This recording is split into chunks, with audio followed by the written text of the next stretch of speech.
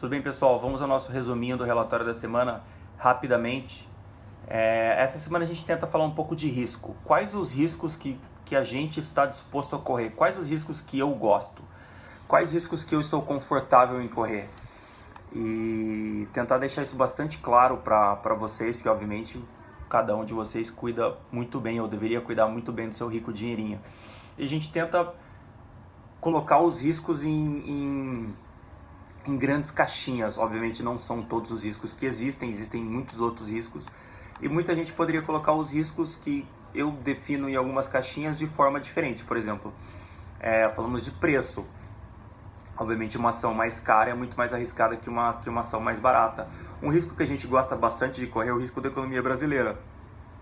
E como a gente passou pela pior crise da história do Brasil nos últimos anos, a gente acha que a probabilidade de que a probabilidade da economia brasileira melhorar nos próximos meses, anos, é bastante alta.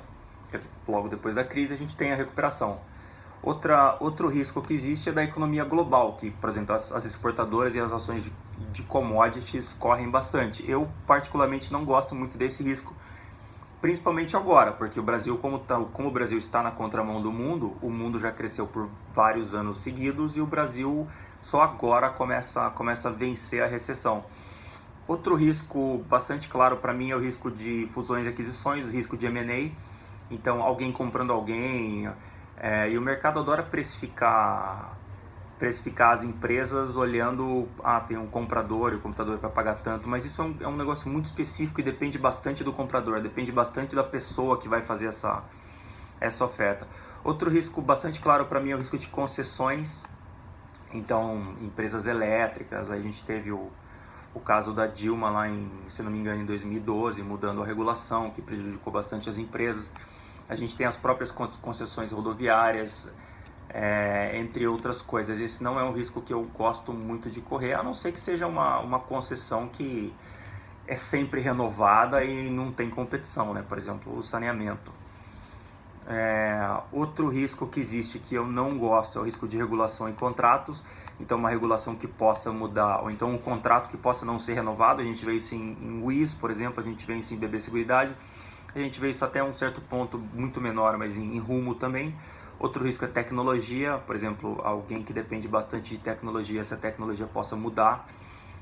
Um grande exemplo é telecom que precisa rentabilizar todos os cabos ou toda a infraestrutura que criou, e vai que alguém inventa alguma forma de distribuir internet wireless. Outro risco é governança, outro risco é ciclicalidade, e um risco que a gente gosta bastante de correr é liquidez. Obviamente a gente é pequeno dentro do mercado, os fundos são muito maiores que a gente, então eu não vejo, e a gente também não negocia ações assim tão frequentemente, então o risco de liquidez é um risco que eu estou bastante confortável. Por isso que a gente corre ele com algumas das ações da carteira, como São Carlos, Porto Belo e Card.